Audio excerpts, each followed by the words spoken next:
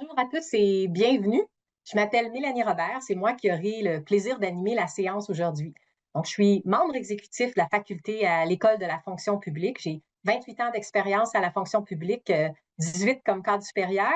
Puis, je suis accompagnée aujourd'hui d'une jeune fonctionnaire, Stacy Réel, qui est chef d'équipe par intérim pour la mise en œuvre du réseau d'aires marines protégées et présidente du réseau professionnel pour pêche et océan.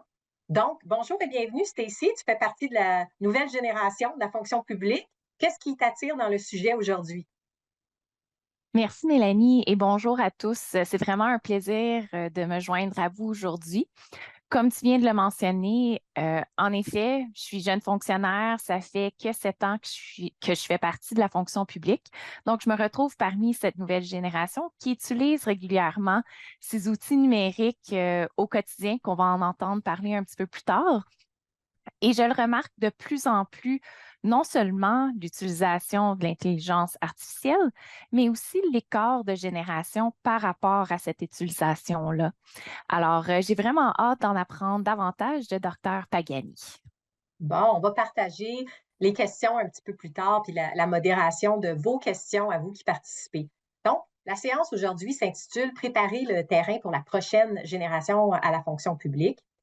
Mais avant de commencer, je voudrais souligner que je me joins à vous depuis le territoire traditionnel non cédé du peuple algonquin Anishinaabe. C'est pas pour vous, mais j'aime ça prendre toujours un peu de temps pour regarder par la fenêtre, réfléchir à la signification du lieu dans lequel on est, penser aux générations autochtones passées, présentes qui ont protégé ces terres-là. Donc, voici ce que vous devez savoir pour aujourd'hui. D'abord, après la présentation, aujourd'hui, on va avoir une séance de questions-réponses. On compte sur vos questions. Je vous encourage à soumettre vos questions tout au long à la conférencière en utilisant l'icône de bulle dans votre interface de web diffusion et on va prendre les questions à la fin de la présentation. La session d'aujourd'hui va explorer comment les outils numériques, y compris l'intelligence artificielle générative, remodèlent la façon dont les gens réfléchissent, interagissent et travaillent, puis particulièrement les jeunes. On sait que la façon que ces technologies-là influencent la façon dont on communique et puis aussi le traitement de l'information. Parallèlement à ça, les organisations réfléchissent de plus en plus à comment elles peuvent promouvoir là, des habitudes équilibrées, des habitudes numériques équilibrées. Ce que beaucoup d'organisations souhaitent créer, en fait, c'est des nouvelles habitudes qui vont favoriser un engagement là, plus durable de la prochaine génération d'employés, mais aussi leur bien-être. Mais en fait, le bien-être de toutes les générations là, qui se côtoient là-dedans. Ce qu'on veut comprendre, c'est les impacts de l'utilisation de ces technologies sur le milieu du travail, les impacts négatifs, les impacts positifs, les changements qui s'opèrent. Puis ce qu'on veut, c'est pouvoir un petit peu mieux contrôler là, ces changements-là et s'orienter. Fait que le but, c'est d'avoir un lieu de travail qui favorise la résilience, l'autonomie, l'inclusion, la productivité, la réussite à long terme et le bien-être. On est donc très heureux d'accueillir notre conférencière aujourd'hui, qui est la professeure Linda S. Pagani, qui est professeure en psychoéducation à l'Université de Montréal. Elle est aussi clinicienne et chercheuse au Centre de recherche du CHU de Sainte-Justine. Ses travaux portent sur la psychologie du développement, la psychoéducation et les effets à long terme de la technologie sur les jeunes. La professeure Pagani est une experte de premier plan dans le domaine de l'influence des environnements numériques sur le comportement, sur la cognition, sur le développement social. Aujourd'hui, elle va présenter des données sur les effets de l'utilisation des technologies, mais aussi l'évolution des attentes dans le lieu de travail. Elle va partager avec nous des stratégies pour soutenir l'adaptation psychosociale des nouveaux travailleurs et le bien-être de tout le monde. Elle va nous aider en fait à comprendre comment nos organisations peuvent créer des environnements plus sains et mieux préparés pour l'avenir, puis des environnements dans lesquels tous nos employés, nous tous, on peut être plus productifs puis véritablement s'épanouir. Fait que sur ce, je vous invite à accueillir avec nous la professeure Linda S. Pagani. Linda, c'est à vous.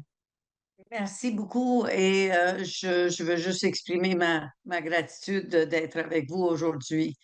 Alors, aujourd'hui, je vais vous présenter en partie un petit peu de contenu de mon cours qui s'appelle Bien-être durable, mais aussi des fondements d'informations sur les différentes générations. Parce qu'avant qu'on commence, c'est intéressant la façon qu'on va faire ça aujourd'hui, parce que les questions vont être vraiment après une session d'information comme on va faire. Donc, voici le plan de match. Première chose, je vais aborder, c'est les différences générationnelles. Puis après ça, je vais parler des facteurs influents. Il y a des facteurs qui vont être surprenants. Après ça, on va parler du bien-être durable. Qu'est-ce que ça veut dire et comment? Et j'aimerais passer quelques moments à vous parler de l'adéquation personne-environnement parce que ça porte directement sur l'intégration au travail. Et ensuite, nous allons terminer on va terminer la présentation avec quoi faire quand on fait face à l'adversité. Alors, première chose à discuter, c'est les différentes générations que vous voyez ici. Ceux qui sont nés avant 1946 sont ce qu'on appelle les traditionnels ou les bâtisseurs. Alors, ensuite, on a les baby boomers qui sont nés entre 46 et 64. On a Génération X qui est née entre 65 et 79. Ensuite, on a les millennials, Génération Y qui sont nés entre 80 et 94. Et on a Gen Z et Génération Alpha qui sont nés depuis 1995. Alors, juste pour vous dire que les traditionalistes sont les bâtisseurs, la vie était vraiment différente qu'aujourd'hui. Eux, ils ont vu tranquillement l'installation de l'électricité dans les maisons. Ils ont vu tranquillement les téléphones, tranquillement l'intégration des voitures dans les milieux urbains. Alors, ça, c'est vraiment une vie beaucoup plus simple et beaucoup d'emphase sur l'acharnement, le patriotisme et l'éthique. Ensuite, on a les baby boomers qui sont nés après la Deuxième Guerre mondiale. L'économie allait vraiment bien après les guerres. Il y avait beaucoup de travail pour tout le monde. Alors, ces enfants-là ont vécu beaucoup de richesses économiques quand on les compare avec leurs parents, les traditionalistes. OK? Et c'est là qu'on commence à voir les traits d'individualisme tranquillement qui s'instaurent. OK? Il n'y a pas beaucoup de technologie, mais en même temps, on commence à parler des télés, on commence à parler qu'un jour, il y aura des ordinateurs. Ensuite, on a la génération X. On voit que tranquillement, l'individualisme devient plus important. Ce sont des gens qui ont été exposés à certaines choses qui sont plutôt les avancements comme la première personne sur la Lune. Ensuite, on a la génération Y qu'on appelle les milléniaux. Eux, ils ont vu vraiment le début, sont nés dans la période où il y avait le début du World Wide Web, l'Internet, qui est une version vraiment simple, je me rappelle, en fait, la version simple de email et tout ça. Cette génération a connu quand même des difficultés que la population a vécues en termes de récession. Mais il y a quand même une chose est sûre avec le début de toutes ces technologies et les ordinateurs qui étaient déjà dans toutes les maisons sont plus efficaces que les générations précédentes. Ensuite, on a la génération Z. Ça, c'est une génération qui me concerne beaucoup aujourd'hui à cause de leur intégration dans le marché du travail et dans les universités. Ça, c'est des jeunes qui sont nés au milieu des années 90, alors ils sont vraiment natifs du numérique. Sont des personnes qui sont socialement très conscients. On a élever ces enfants-là de Gen Z, on les appelle Gen Z ou Gen Z, comme une priorité. C'est intéressant parce que ces enfants-là ont connu vraiment très peu de difficultés comme les générations précédentes. Quand je dis des difficultés, je dis l'effort qui est requiert, que la vie était beaucoup plus difficile avant la génération Z. Et ensuite, on a la génération Alpha qui est née depuis 2010-2013, qui est vraiment des immergés dans l'IA, sont vraiment visuels, sont hautement connectés. Alors, je veux juste parler quelques secondes par rapport à la génération Z, en espérant que je ne vais pas trop rapidement, mais en même temps, c'est des gens qui sont élevés dans une culture où les loisirs étaient très importantes. Je me rappelle, j'ai élevé 3 jeunes moi-même. Je les ai conduits un peu partout pour les activités, les sports et tout. Alors, eux, on a véhiculé, nous, les parents, que une vie équilibrée est très importante. Alors, pour eux, leur matière d'autonomie au travail et dans les universités, très important. Ils aiment ça, être en contrôle de leur emploi du temps, parce qu'ils ont été élevés comme ça. On parle de personnes qui sont très, très fortes dans leurs convictions. Et c'est aussi des gens qui ont vraiment besoin d'avoir un sens dans la vie et au travail parce que c'est quelque chose de très difficile pour eux s'ils n'ont pas de sens dans la vie et au travail. Euh, En matière de flexibilité, ils cherchent beaucoup de flexibilité pour combler les exigences de leur travail. Ils ne sont pas des gens qui aiment beaucoup la rigidité. Ils valorisent beaucoup que sont responsabilisés eux-mêmes. Rappelons-nous, ils ont été élevés dans un milieu d'individualisme, c'est-à-dire que souvent l'instinct qui a été développé et appris, c'est individualisme. Ils ont été élevés avec des parents hélicoptères qui les ont surveillés beaucoup parce que la, le taux de naissance est très, très bas depuis les années 70. Alors, on a de moins en moins d'enfants. Alors, les parents sont très individualistes et sont très préoccupés. Ils sont élevés aussi dans beaucoup de hyperconnectivité. Euh, Aujourd'hui, se sont adaptés à ça. Tranquillement, je dirais que c'est vraiment des natifs dans l'hyperconnectivité.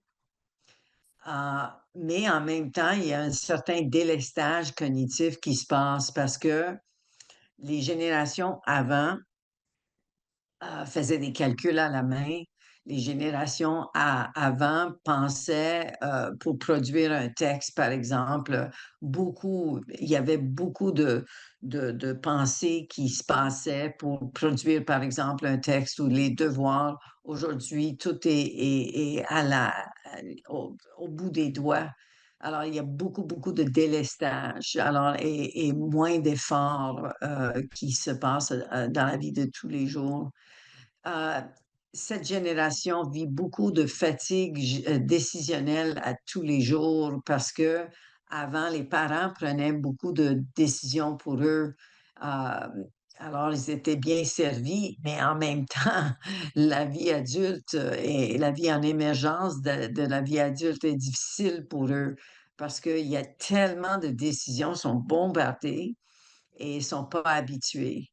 Alors, c'est un grand ajustement. Il y a les médias sociaux qui jouent un rôle assez important dans leur vie. Ça, c'est en même temps parce qu'on est des êtres très sociaux, Depuis 300 000 années, on a survécu étant dans une collectivité. Alors, il y a encore les traces de ce besoin-là dans le cerveau, même s'ils sont des personnes plus individualistes. Tout ça amène à une surcharge identitaire parce que les médias sociaux donnent beaucoup de euh, informations tout en même temps pour ces personnes-là et c'est des fois un surcharge d'informations. Il y a aussi tellement d'auto-expression sur les médias sociaux qu'il y a ça augmente le désir de s'exprimer. Ça augmente aussi l'importance de l'unicité dans tout ça. Parce que les médias sociaux, c'est comme, ça donne des messages, euh, ça renforce l'individualisme un petit peu dans les petits messages qui sont sous-entendus. Alors, ça rend l'adulte en émergence un peu en crise d'identité. Euh, une des choses que j'enseigne dans mon cours qui est très stoïque, c'est pour les aider à être plus terre à terre.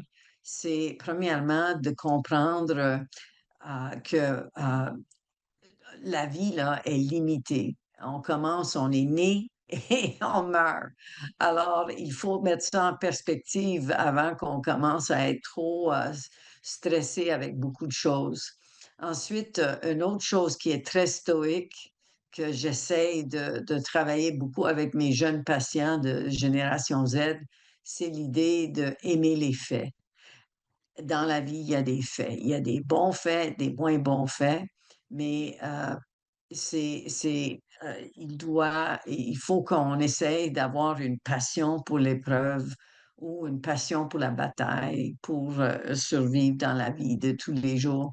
Le développement social, le développement humain est fait en sorte que nous avons des crises qui sont psychosociales à chaque période. Alors, de 0 à 18 mois, on a une crise qui va nous aider à développer la confiance. À 18 mois, à 3 ans, on développe notre autonomie. 3 ans à 6 ans, on développe notre initiative, notre motivation. Ensuite, de 6 à 11 ans, on développe notre productivité.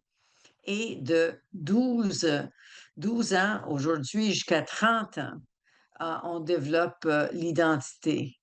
Et l'identité est basée sur toutes les autres vertus qu'on a développées avant cette période-là. Donc, l'idée de productivité, l'idée d'initiative, l'autonomie et la confiance qui se sont tous développés pendant les périodes précédentes. Pour être très bien dans la vie, il faut avoir 5 composantes. Nous appelons ça le PERMA, les émotions positives qui sont vécues à tous les jours et il faut les constater à tous les jours. Donc, il faut quand même, moi je dis souvent aux gens, il faut vivre la joie tous les jours. Je prends mon café, je dis, ah, que c'est bon, c'est un bon café. Alors, c'est comme l'expression de sentir les roses. C'est la même chose. À tous les jours, il faut s'arrêter et avoir des émotions positives. Si on se dit qu'on ne les vit pas, les émotions positives, il faut les réapprendre. Ensuite, il faut à tous les jours avoir une expérience optimale. Cette expérience optimale, ça veut dire une calme concentration. Et moi, je vous dis que il y a des façons de développer cette calme concentration. Je vais vous en parler. Ensuite, les relations positives à tous les jours sont très importantes. Et le sens dans la vie, très, très importante. Le sens dans la vie, c'est défini comme servir une cause qui dépasse notre propre personne, qui s'élargit à l'univers qu'on est. Euh, Ensuite, à tous les jours, il faut sentir un sentiment d'accomplissement. C'est très, très important. Donc, ces choses-là doivent être vécues à tous les jours. Donc, le modèle permanent est très important. Donc, je vous invite à lire sur le permanent. Ensuite, comment on peut développer à tous les jours un potentiel, une capacité de performance très élevée? Ben, je vous suggère de découvrir vos 24 forces de caractère. Parce que ces 24 forces de caractère, si vous les mobilisez, à tous les jours dans votre vie quotidienne, vous allez toujours être dans un état de calme, concentration et de bonne relation avec les gens et avoir un sentiment d'accomplissement et des émotions positives. Alors, on fait ça en allant, si vous voulez les découvrir, vous allez sur Google, vous pouvez faire VIA, force de caractère, et vous allez les trouver, vous allez trouver un instrument psychométrique pour retrouver ces forces de caractère. Donc, je vous invite à faire ça. Les 5 les plus importantes, parce que chacun des personnes ont une variation dans les forces de caractère, sont comme en rang. Comme par exemple, pour moi, j'ai le discernement comme première force de caractère. J'ai la créativité, la curiosité comme deuxième et troisième. Et j'ai la reconnaissance de la beauté et de l'excellence comme quatrième. Et cinquième, c'est la gentillesse que je valorise beaucoup et qui vient naturellement. Donc, les 5 premières sont à mémoriser parce que c'est vos forces emblématiques et vous pouvez toujours rester dans ce safety zone, cette zone de sécurité pour pouvoir performer à votre maximum et avoir une expérience optimale de calme et de concentration. Les forces qui sont votre sixième force jusqu'à 18e force, ça, c'est les forces que vous avez développées au gré des années. Alors, comme je dis, chaque personne est unique parce que nous avons chacun 5 forces qui sont nos forces à nous, puis les 6 à 18 sont à nous. C'est particulier à notre profil de personnalité. Et donc, c'est intéressant de savoir lesquels on a développés avec les expériences et les défis lors du parcours de la vie. Les 5 dernières sont les forces qui restent à cultiver pour arriver à son plein potentiel.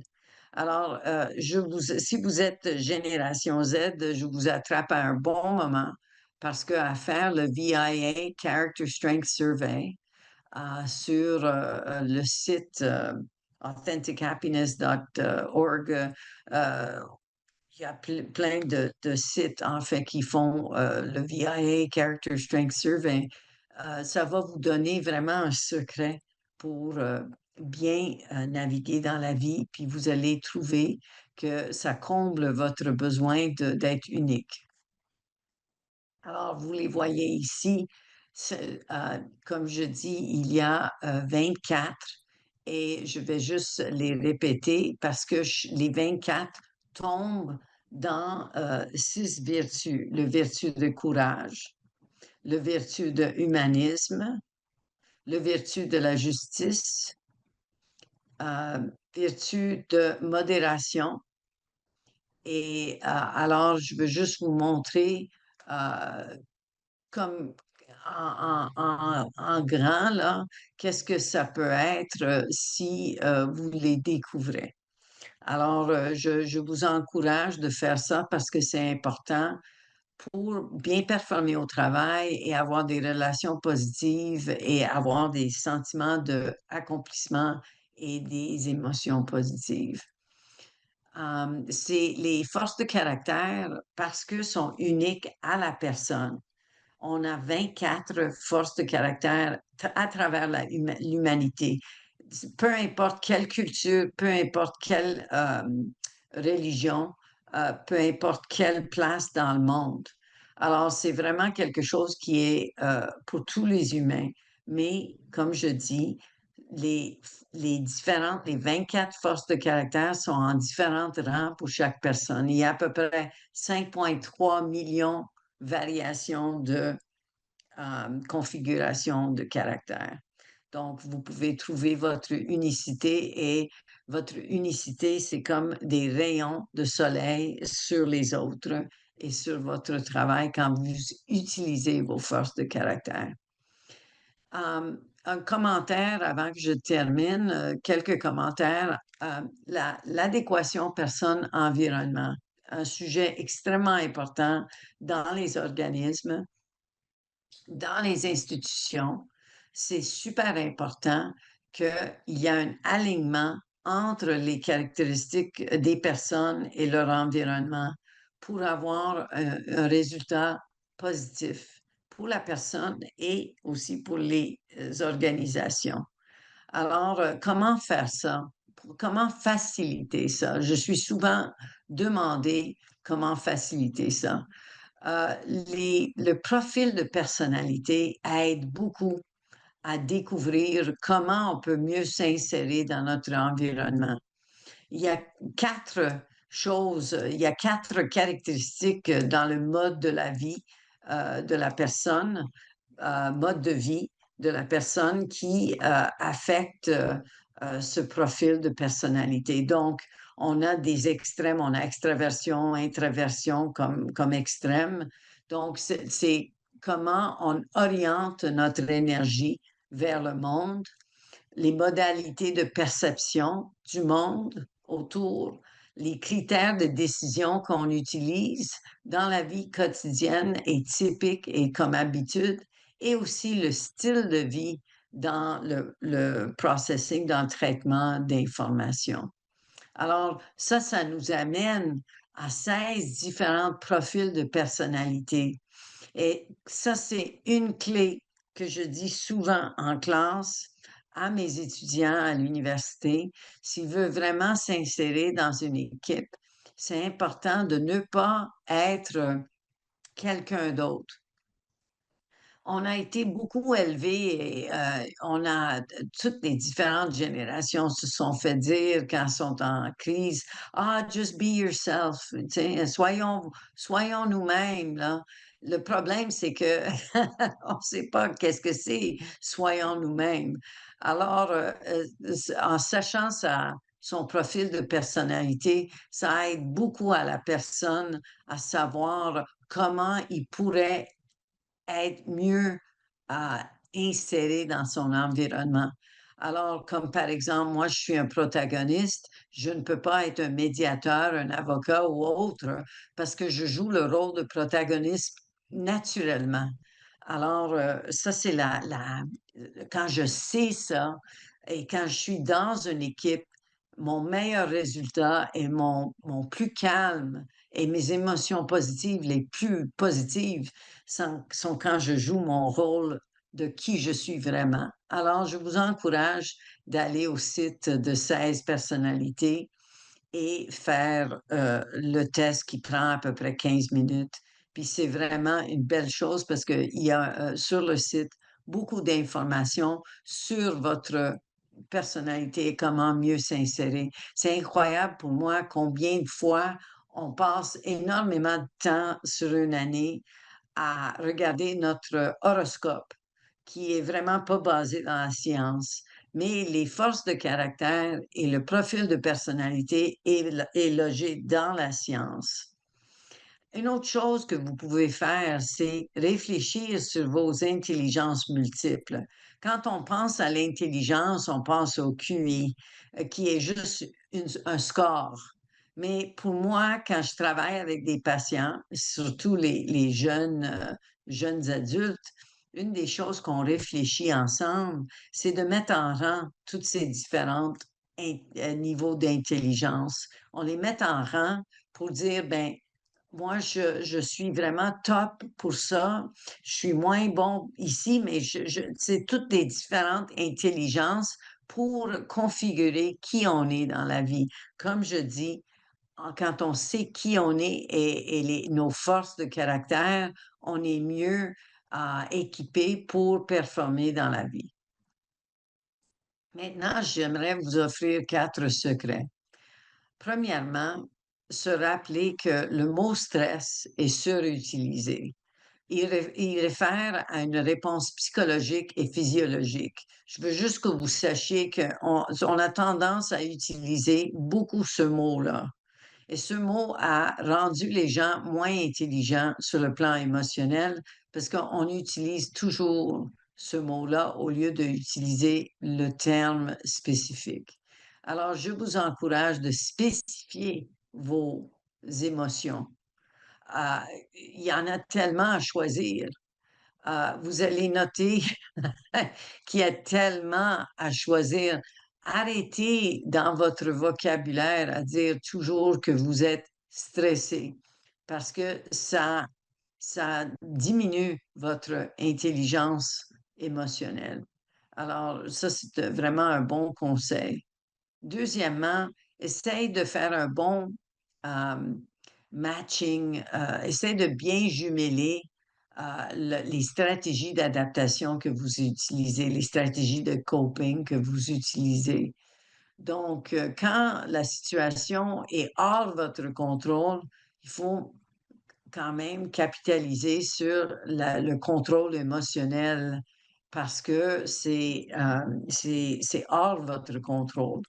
Mais il y a des choses dans la vie qui sont dans notre contrôle.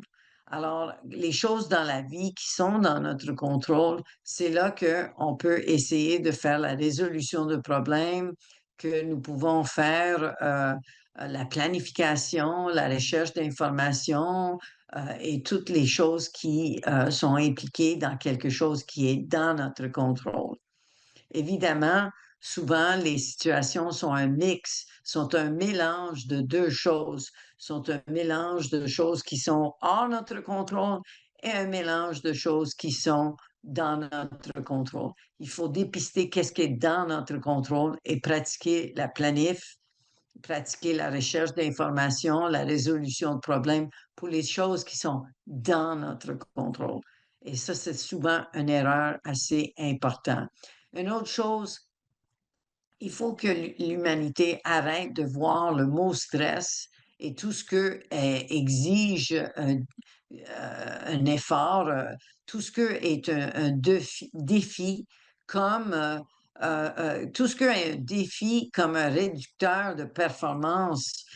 Il faudrait autrement voir ça comme oh boy, au lieu de dire qu'on est anxieux, moi, je pense qu'on devrait dire qu'on est énergisé, utiliser des mots qui sont plus optimistes pour véhiculer au cerveau que cet événement, que notre état d'esprit est là pour améliorer notre performance. Donc, je pense que on peut changer l'esprit, l'état d'esprit, le mindset comme moteur de performance. Et dernièrement, je pense que c'est important de prendre la vie comme toujours avec un esprit, un état d'esprit de croissance. Que peut-être aujourd'hui, on n'a pas été parfait, mais que demain, on va essayer d'être encore mieux. Et ça, c'est super important quand le soir arrive et qu'on est en train de réfléchir sur la journée au complet.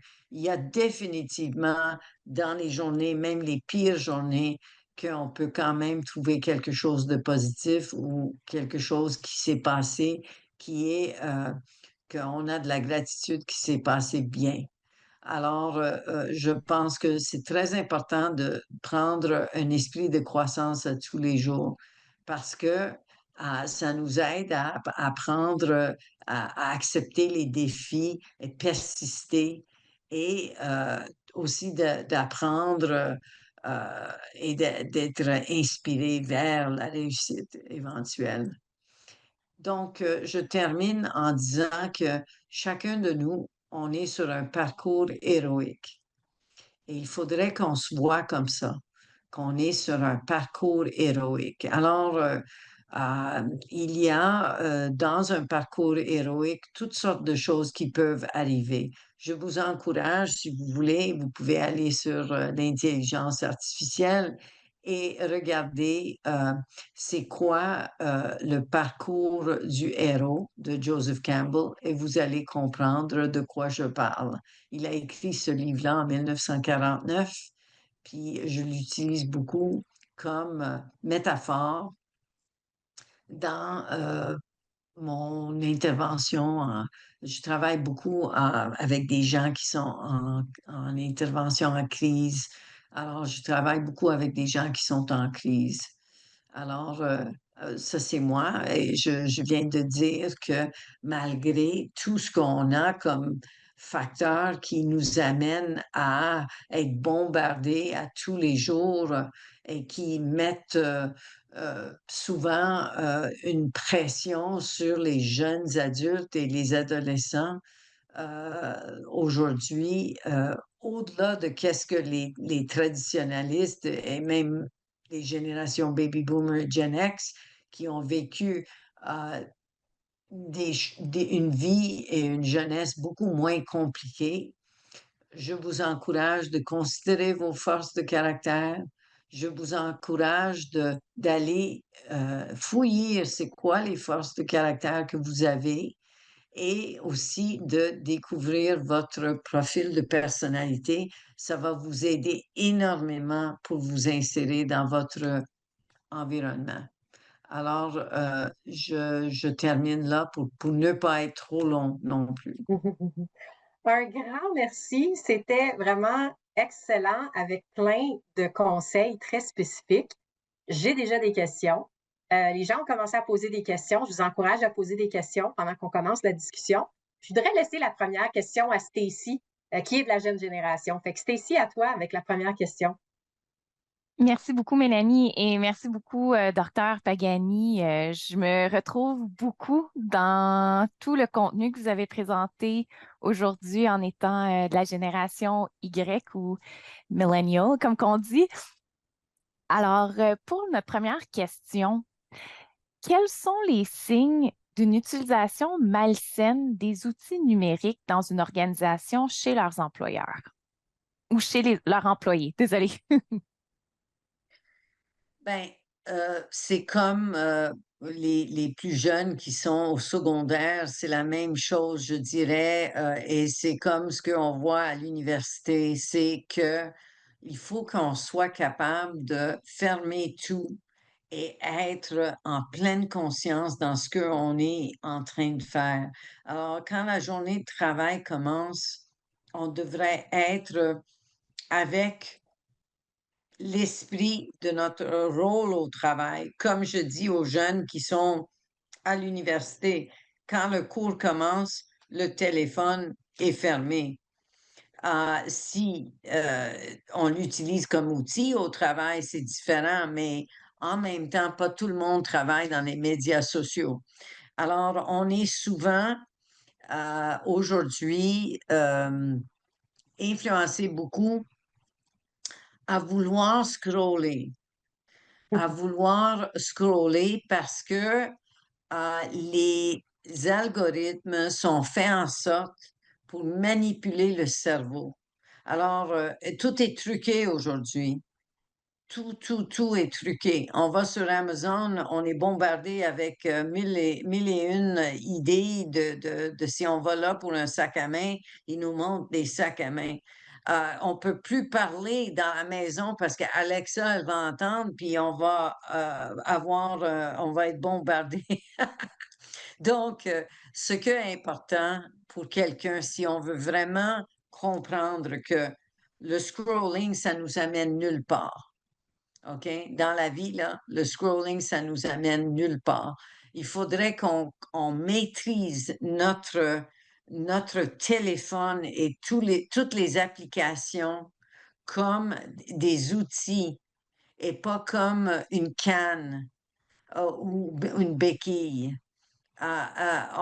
C'est mieux d'établir des relations en temps réel, même si même si on discute la belle température dehors, c'est beaucoup mieux pour la santé mentale que d'aller scroller. C'est super. Puis moi, je voudrais rebondir là-dessus, puis sur quelque chose que vous avez dit un peu plus tôt. Vous avez parlé, puis ça fait très peur, de délestage cognitif. Là. Vous avez cette slide, cette diapo. Puis je vous ai aussi entendu parler d'un autre terme à la radio. Vous parlez de sédentarité mentale comme un problème. Est-ce que, tu sais, comme moi, je me mets comme, mettons, gestionnaire, tout ça, ou comme maman de personnes de la génération Z, on veut encourager nos jeunes, la jeune génération à utiliser l'intelligence artificielle, tout ça, mais pas au point de créer un délestage cognitif. Là. Alors, parlez-nous un petit peu de ça, des dangers peut-être, puis de comment on s'assure d'employer ça, mais sans se rendre à une espèce de sédentarité mentale. Là. Qu'est-ce que c'est ça, la sédentarité mentale? Yeah, je pense que cette génération, oh, que sont choyés. Ah, moi, je suis très, très jeune dans mon esprit. J'utilise beaucoup l'intelligence artificielle. Mais en même temps, je comprends que c'est un outil. C'est un outil. Alors moi, avant de l'utiliser, je planifie mes choses et je vois ça comme une calculatrice. Ça va m'aider à faire des calculs, mais en même temps, je peux aller plus loin dans mes pensées. Je peux faire un produit encore meilleur en utilisant Mm. tous les outils. Alors, si les jeunes ont une attitude que toutes les applications qu'ils ont qu'ils comprennent que c'est des outils, ils vont pas créer une dépendance et je pense qu'ils vont développer leur capacité intellectuelle. Mais si on ne travaille pas notre intelligence nous-mêmes dans la planification, dans l'évaluation, la rédaction, dans tout ça, ce que va arriver, c'est que nous allons avoir un déclin cognitif. Puis il y a une étude qui vient de sortir la semaine passée aux États-Unis, une étude populationnelle, puis je sais que c'est aux États-Unis et c'est pas au Canada, mais je vais vous dire que les tendances mondiales sont les mêmes. Il y a un déclin intellectuel, il y a un déclin sur le plan d'intelligence dans les générations récentes qui est assez important. Je vais vous constater qu'on est moins intelligent aujourd'hui qu'on était en 1930. Ça fait très peur. Ça me Yes? fait penser au fait que c'est facile de s'habituer à ChatGPT qui fait un sommaire incroyable de notre dossier, mais que si nous, on rencontre le sous-ministre dans l'ascenseur et qu'il nous demande de résumer ça, il faut continuer à être capable de le faire et d'avoir pratiqué cette habilité à faire un sommaire que ChatGPT fait si bien. Stacy, prochaine question. Oui, merci Mélanie. J'aimerais revenir sur le test de VIA ou des 24 forces. Je pense qu'après cette présentation, il y en a plusieurs de nous qui vont aller faire ce test pour être capable de déterminer nos forces. Alors, on a une question dans le chat justement. Est-ce que comment est-ce qu'on peut s'assurer que les 24 forces reflètent les différents contextes culturels? OK. Ce test-là a été standardisé probablement aujourd'hui, c'est à peu près 12 millions de personnes, incluant à peu près 3 millions de personnes en milieu militaire. Pourquoi les personnes en milieu militaire? Je vais vous dire pourquoi. On a besoin de partie d'un échantillon qui est un échantillon de standardisation qui est une partie du peuple qui est traumatisé. Alors, c'est un monde idéal parce que c'est des gens qui habituellement ont différentes expériences et différents niveaux de trauma. Alors, on a la population générale qui est à travers le monde et on a ce groupe-là. Alors, c'est vraiment intéressant dans le sens que les caractéristiques psychométriques ont été retravaillées beaucoup. Et aujourd'hui, quand vous allez recevoir, il y a sur le VIA Character Strength Survey website, il y a le VIA Institute, c'est gratuit. quand vous regardez dans le côté droit, vous pouvez faire le test gratuitement sur plusieurs sites. Je vous encourage de le faire et je vous encourage de comprendre que même si vous vivez en Australie, dans une tribu autochtone, vous allez, si vous répondez à la même façon, vous allez avoir le même rang. La chose intéressante, c'est que selon les standardisations qu'ils ont faites, parce que dans la psychométrie, il y a l'analyse factorielle et tout ça qu'ils font, ils ont vu qu'il y a à peu près 5,3 millions de variations de toutes les différentes rangs. Alors, c'est pour les gens qui sont en quête de savoir Who am I? On entend souvent les gens dire Oh, be yourself. Puis là, on part dans la cubicule, on dit c'est quoi be myself? Mon Dieu, c'est quoi ça? Alors, avec VIA, Character Strengths, quand on sait nos forces de caractère, moi, c'est super important. Quand je commence à être déstabilisée, je m'arrête, je dis, attends là, discernement, curiosité, créativité, appréciation pour beauté et excellence et de gentillesse. Je les mémorise pour les déployer. Et vous pouvez faire la même chose et c'est vous, vous êtes naturellement, c'est comme vos superpowers, vos pouvoirs magiques. C'est super. Puis, je vois exactement comment, puis on parle de ça aussi dans nos cours de leadership, comment la connaissance de soi-même peut nous aider là, en tant qu'individu à mieux performer.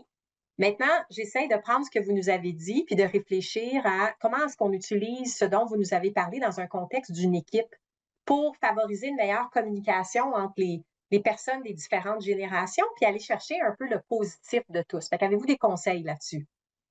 Je travaille, je suis interpellée souvent pour aller travailler avec des équipes qui ne travaillent pas bien ensemble.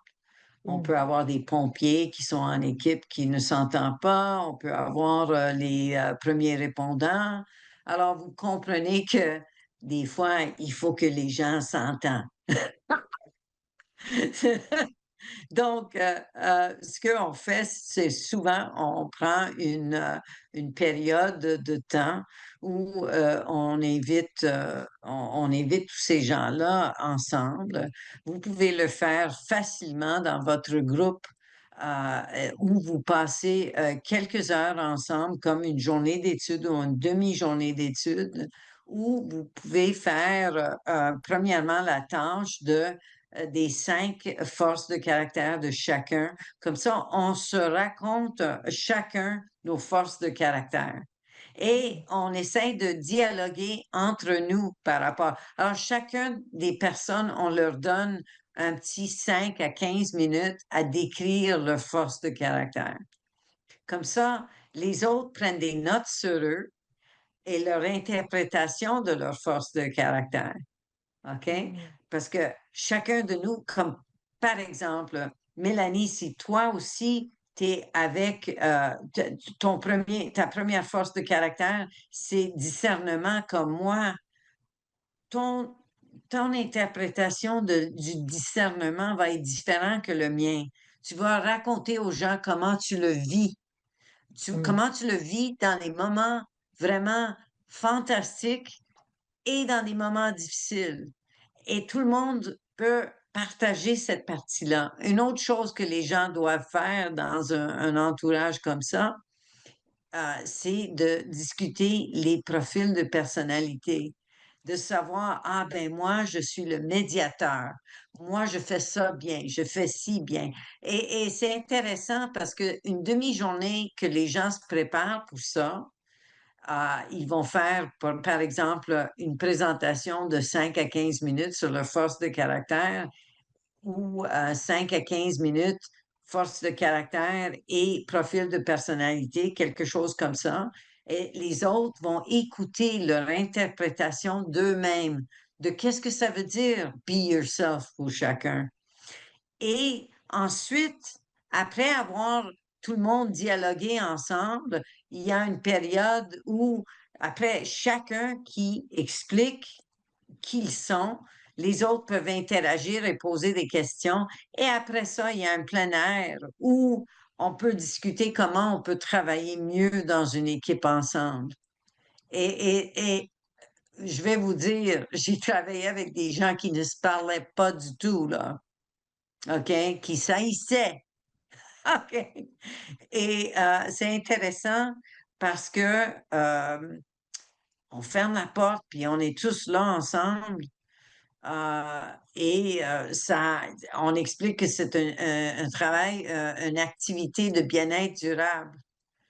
Mais les gens ne réalisent pas à quel Mhm. point c'est important pour le bien-être durable de l'équipe d'avoir cette conversation.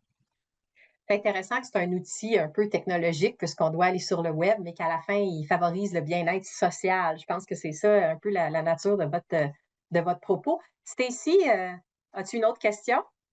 Oui, merci. Ça me fait penser, j'ai une collègue justement que sa gestionnaire a créé des profils de chaque individu qui a dû faire un test. Et justement, le profil dit comment est-ce que chaque personne travaille pour mieux interagir entre une et l'autre ou un et l'autre. Et c'est quand les meilleurs moments d'aller contacter telle personne ou pendant ces moments-là, on parle peut-être moins parce qu'elle veut se concentrer. Alors, ça s'aligne bien avec ce que vous venez de nous dire, docteur Pagani. Et ça s'enchaîne un petit peu. On parle de multigénération et cette résilience. Alors, quels sont, d'après vous, les facteurs qui contribuent le plus à cette résilience-là psychologique dans un milieu de travail non seulement moderne qui est axé sur la technologie, mais qui est multigénérationnel aussi? Et un peu stressant ces temps-ci, même si vous ne voulez pas qu'on utilise le Oui. terme. Résilience face à. Vous voulez dire qu'il y a une demande dans une situation qui a beaucoup d'ambiguïté. Voilà, merci. Vous voyez comment il y a une Mm. différence? Oui. Vous voyez comment vous augmentez votre intelligence émotionnelle et aussi sociale parce que vous définez entre vous Mm. qu'est-ce que ça veut dire, ça, au lieu de dire qu'on est stressé parce que Oui, c'est c'est vague. comme, Oui, c'est ça veut rien comme, dire. c'est comme si je passais ma journée à sacrer au lieu de dire qu'est-ce qu'il y a comme problème. C'est mieux que je dis qu'est-ce qu'il y a comme problème que je passe ma journée à sacrer. Alors, quand on parle de différence intergénérationnelle, c'est encore plus important de faire ces demi-journées de qu'est-ce que ça veut dire le bien-être durable du groupe. Et souvent, pour la première fois, les gens s'assoient puis ils disent, ben, comme par exemple, moi, je dis aux gens, souvent, je le dis parce que je veux que je m'insère tout de suite dans une équipe, j'explique qui je suis et j'explique que je suis de génération X et que j'ai élevé des enfants de génération Z, mais que j'ai une tendance, que j'ai une caractéristique je suis comme 4,9 sur 5 en ouverture d'esprit. Alors, vous voyez comment je peux être plus comme un Gen Z que un Gen X.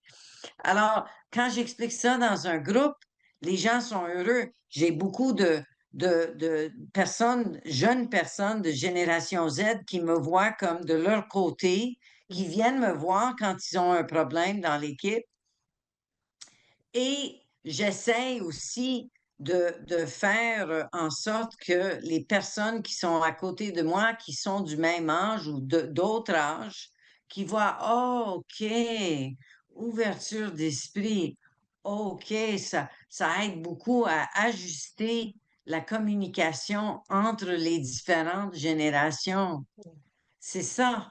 Ça ne prend pas, ça ne prend pas comme au Québec, on dit, en québécois, on dit, ça ne prend pas la tête à Papineau, là. Mais en même temps, c'est important de réaliser qu'il y a tous ces petits ajustements dans la communication sociale qui sont vraiment intéressantes, comme par exemple, à dire à quelqu'un qui a 80 ans, que sont un traditionnaliste, que c'est un bâtisseur, c'est en partie un complément C'est pas, oh, you're old. C'est pas, ah, t'es vieille.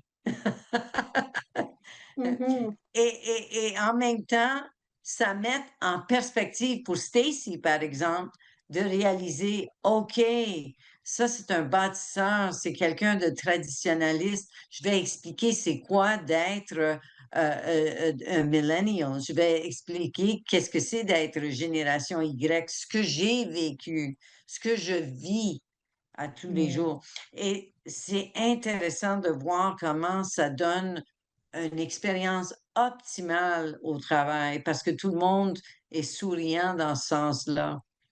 Parce qu'on doit définitivement toujours être en train de faire un traitement de défis, soit qu'on travaille au gouvernement ou on travaille dans une salle d'urgence, c'est toujours la même chose.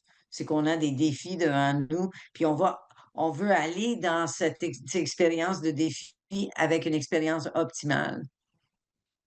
Merci beaucoup. C'est tout le temps qu'on a. C'est vraiment, c'était très appliqué. Donc, moi, je sens qu'il va falloir que je revienne là-dessus, là, puis que je réécoute cette émission. Il y avait beaucoup de contenu. Moi, ce que je retiens, c'est en gros de ne pas laisser notre cerveau s'atrophier, là, peu importe la génération, continuer à avoir des moments de concentration, nommer nos sources de stress, les appeler avec exactement c'est quoi le problème, travailler sur nos forces, les utiliser pour communiquer entre les générations. Puis, comme vous, pas s'étiqueter. Dans le fond, on peut avoir des traits qui appartiennent à une autre génération puis qui nous aident peut-être à faire le pont avec cette génération-là.